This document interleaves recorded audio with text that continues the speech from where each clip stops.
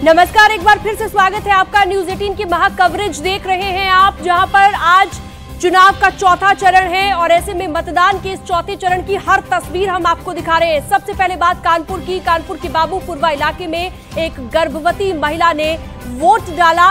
उसका कहना है कि उसकी डिलीवरी की तारीख 11 तारीख थी, लेकिन वोटिंग के चलते डॉक्टर से रिक्वेस्ट उसने की और डिलीवरी की डेट को 2 दिन के लिए आगे बढ़ाया। वोट डालने के बाद वो अस्पताल में एडमिट होने के लिए चली गई। तो ये देखिए, ये जज्बा है और ये बहुत सारे लोगों के लिए सीख है जो घरों से बाहर नहीं निकलते हैं, मतदान नहीं करते हैं। ऐसे में गर्भवती महिला पहुंची मतदान केंद्र और वहां पर उन्होंने वोट डाला। उसके बाद वो अस्पताल गई हैं और उन्होंने यही कहा कि वोट कितना अहम है ये बताने की कोशिश उन्होंने की है। तो इस तरह की खबरें आती हैं और ये सोचने पर मजबूर करती है कि आखिर हम क्यों नहीं घरों से बाहर निकल रहे हैं। हमारा एक वोट कितना कीमती है। लोकतंत्र के इस महापर्व में सबकी हिस्सेदारी जरूरी है। और वोट डालने के बाद गर्भवती महिला ने क्या कुछ कहा वो भी सुनाते हैं अपने दर्शकों को। डेट कम हो रहा है क्योंकि 13 तारीख को मतदान होना था, इस वजह से मैं अपनी डेट आगे 2 दिन बढ़वा ली, क्योंकि डिलीवरी बाद में मतदान पहले होना जरूरी है सरकार की सेवा के लिए। क्या ये आपका पहला वोट है? हाँ, मेरा ये पहला वोट है। कैसा लग रहा है? अच्छा लगा। अभी यहाँ पे आप जाके क्या भर्ती होंगे? हाँ, इधर से जाके अब मैं भर्ती हो जाऊंगी।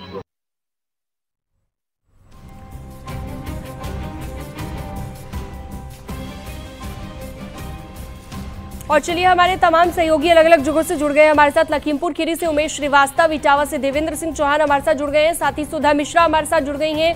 कांग्रेस पार्टी की प्रवक्ता प्रभात त्रिपाठी जी लगातार हमारे साथ जुड़े हुए हैं। सुधा जी, स्वागत है आपका न्यूज 18 पर।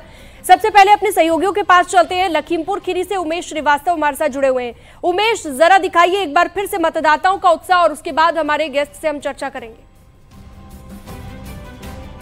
जी हाँ, देखिए, लखीमपुर खीरी लोकसभा क्षेत्र में दिलचस्प मुकाबला चल रहा है। यहाँ केंद्रीय गृह राज्य मंत्री भारतीय जनता पार्टी के प्रत्याशी हैं अजय मिश्र टेनी, समाजवादी पार्टी की तरफ से उत्कर्ष वर्मा और बहुजन समाज पार्टी की तरफ से कालरा यहाँ उम्मीदवार हैं। और लोग बारिश की परवाह न करते हुए, रिमझिम फुहारों की परवाह न करते हुए वोट डालने के लिए आ गए हैं। हालांकि लखीमपुर खीरी में अब धूप खिल गई है और इन तस्वीरों में आप देखिए कि किस तरह से धूप खिली हुई है और लंबी लंबी कतारें यहाँ पर लगी हुई हैं। लोग अपने मताधिकार का प्रयोग कर रहे हैं। महिलाएं भी अपने वोट कास्ट करके आ रही हैं। हम इन महिलाओं से भी बात करने की कोशिश करेंगे। आप लोग भी जरा अपनी फिंगर दिखाइए, उंगली दिखाइए और नीली स्याही की ताकत दिखाइए। आप देख सकते हैं इन तस्वीरों में किस तरह से ये महिलाएं वोट कास्ट करके आई हैं और नीली स्याही की ताकत दिखा रही हैं। क्या कहेंगी, क्या सोच करके मतदान किया है, क्या मुद्दे हैं इस बार चुनाव में?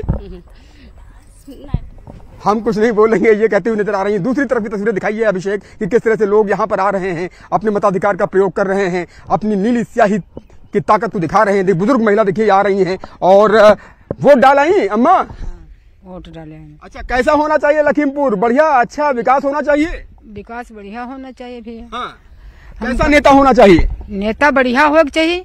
अच्छा, क्या गुण होने चाहिए नेता में? नेता में सब गुण होने चाहिए। जैसे क्या मतलब? अच्छा होना चाहिए, विकास होना चाहिए, अच्छी सड़कें होनी चाहिए, बिजली पानी सड़क सब अच्छा होना चाहिए, हर घर नल पहुंचना चाहिए। क्या सोचती हैं? सब होना चाहिए। अच्छा, आपके क्षेत्र में कितना विकास हुआ? अरे विकास तो भवा हमका पसंद तो कुछ ही नहीं मिला। हम कुछ का कही। अच्छा, हमका पसंद कुछ नहीं मिलवे नहीं के तब करी का। हम तो बेमूड के पैसा तक चलो तरसी तो मंजूरी करे वाली नहीं है। पैर की इससे तकलीफ है, लेकिन फिर भी देखिए यहाँ पर अपने वोट को डालने के लिए आई हैं। पैर इनका ठीक से काम नहीं कर रहा है, दर्द में है, लेकिन फिर भी अपने मताधिकार का प्रयोग करने के लिए पहुंची हुई हैं। और ये कतार आप देखिए कैसे यहाँ पर लंबी कतारें लगी हुई हैं। जो लोग जो है कतार में लगे लगे थक गए हैं, वो बैठ करके इंतजार कर रहे हैं अपनी बारी का। उनसे भी बात कर लेते हैं और जानते हैं कि क्या कहते हैं। जी उमेश, आपसे जानना चाह रहे थे कि अजय मिश्र टेनी पर जिस तरह से बीजेपी ने भरोसा जताया, हालांकि थोड़े से विवाद में वो रहे, उनके बेटे विवादों में रहे, लेकिन इसके बाद भी उन पर भरोसा जताया। अब ऐसे में समाजवादी पार्टी या फिर जो तीसरी पार्टी है बीएसपी, वो किस तरह से फाइट दे रही है और किस तरह की स्थिति यहां पर बनती दिखाई दे रही है? क्या सिर्फ एसपी बीजेपी में ही मुकाबला है या फिर यहां पर बीएसपी भी कहीं पर दिखाई दे रही है? जी हाँ, देखिए लखीमपुर खीरी लोकसभा क्षेत्र में दिलचस्प मुकाबला देखने को मिल रहा है। निश्चित तौर पर यहाँ फाइट अच्छी है। अजय मिश्र टेनी भारतीय जनता पार्टी के प्रत्याशी हैं, तो उत्कर्ष वर्मा समाजवादी पार्टी के प्रत्याशी हैं और बहुजन समाज पार्टी की तरफ से कालरा प्रत्याशी हैं। तो निश्चित तौर पर एक दिलचस्प मुकाबला देखने को मिल रहा है। हम इस वक्त निघासन क्षेत्र में मौजूद हैं। हम सीधा जनता से ही जान लेते हैं कि कैसा मुकाबला चल रहा है। अब ये बताइए कैसा मुकाबला चल रहा है लखीमपुर क्षेत्र में, और ये जो मुकाबला है 1 to 1 है, समाजवादी पार्टी और भाजपा के बीच सीधी टक्कर है या फिर बहुजन समाज पार्टी भी कहीं टक्कर में है? बाबू जी आप बताइए क्या लगता है? 1 to 1 है बस। 1 to 1 मुकाबला है। आपको क्या लगता है कि मुकाबला 1 to 1 है या त्रिकोण बनता हुआ नजर आ रहा है? कुछ नहीं, त्रिकोण नहीं है, कुछ कह रहे हैं मुकाबला 1 to 1 है। कैसा मुकाबला चल रहा है? एक तरफा है या फिर आमने सामने की टक्कर है या फिर कैसा मुकाबला है? हमारी पंचायत में एक तरफा होता है बस। अच्छा, हाँ, यहाँ टेनी भैया के अलावा कोई नहीं। अच्छा, आप क्या सोचते हैं अपने क्षेत्र के बारे में और मुकाबला कैसा हो रहा है? अच्छा हो रहा है और बीजेपी यहाँ से तो निकलेगी ही निकलेगी। अच्छा, हाँ, तो आप देख रहे हैं कि किस तरह से लोग अपने अपने व्यूज को रखते हुए नजर आ रहे हैं मुकाबला काफी और दिलचस्प अपनी मान बारी रहे का हैं इंतजार लोग। कर लोगों रहे को हैं और लगता है बहुत कि जोश काफी से देखने को दिलचस्प मिल रहा है। मुकाबला, लेकिन लोगों के जहन में जो मुद्दे होते हैं उन्हीं को लेकर वो वोट कास्ट करते हैं। कई बार प्रत्याशी को भी नहीं ध्यान में रखा जाता। सुधा मिश्रा जी हमारे साथ कांग्रेस पार्टी से प्रवक्ता जुड़ी हुई हैं। सुधा जी, समाजवादी पार्टी के जितने भी उम्मीदवार इस बार चुनावी मैदान में हैं, कहां कहां पर आपको उम्मीद नजर आ रही है? क्योंकि अभी तक तो सारी सीटें भारतीय जनता पार्टी के कब्जे में हैं, लेकिन कांग्रेस के मन में क्या हलचल चल रही है अभी? सुधा जी। जी, जो आपने कहा कि उनके कब्जे में है, तो जनता उनका कब्जा छुड़ाने वाली है। क्योंकि आप देख रही हैं खीरी में जिस तरह से किसानों के ऊपर जिन पे आरोप लगा और उन्हीं को फिर से टिकट देके और लोगों के बीच में जो सुधा जी वहां से उम्मीदवार जीता तभी तो कब्जे में है ना। भारतीय जनता पार्टी का उम्मीदवार जीता तभी कब्जे में है, कब्जा किया तो नहीं गया। नहीं, मैंने जनता की बात की। मैंने उनके जो आपने जनादेश आया और तभी वो कब्जा हो पाया। मैम प्लीज, अगर आप लोगों को मुझे नहीं बोलने देना है नहीं, आप बोलिए, लेकिन आपने जिस तरह से कहा ना कब्जे में है, आपने कब्जे को गलत तरीके से रिलेट। कब्जे में है, तुमके कब्जे छुड़वाएगी। मतदान का ही मैं बात कर रही हूँ और लोकतंत्र की बात कर रही हूँ। जिस तरह से हास्यास्पद स्थिति भाजपा खड़ी कर देती है और जिस तरह से टेनी के ऊपर जितने किसानों के उनके बेटे पे आरोप लगा था, ये बात करते हैं सबका साथ सबका विकास, यही है सबका साथ सबका विकास। और आप कह रही हैं कि मैं उस पे ये बात भी ना बोलूं।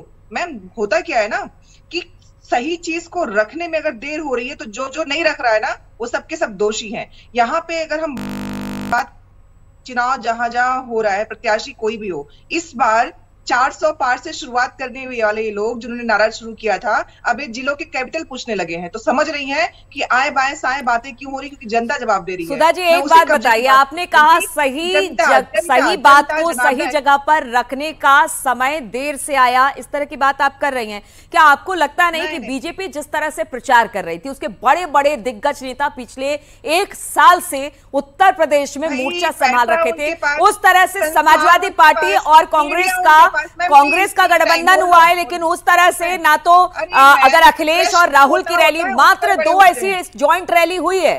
कहां रह गए आप लोग? क्या सही समय पर सही बात सही तरीके से जनता के बीच में नहीं पहुंचा पा रहे हैं, या क्या है जिसकी वजह से पिछले चुनाव में भी आप लोगों को दिक्कत हुई थी और इस चुनाव में अब क्या स्थिति है वो बताइए सुधा जी। अरे मैम, आपने इतने लंबे प्रश्न उत्तर की तरह बता दिए। प्रश्न छोटा होना चाहिए, उसका उत्तर होना चाहिए। तो बताइए कितनी सीट लेकर आ रही हैं सुधा जी? कितनी सीट लेकर? बहुत छोटा सा सवाल है, बहुत छोटा सा सवाल है सुधा जी, कितनी सीट लेकर आ रही हैं? सवाल का उत्तर देने देंगे आप? बोलिए। का उत्तर सुन लीजिए प्लीज। प्रश्न आपका 1 मिनट का था तो उत्तर कम से कम 3 मिनट का होगा। ना, बहुत छोटा सवाल कर दिया, उसको मैंने एकदम क्रिस्प कर दिया। कितनी सीट लेकर आ रही हैं?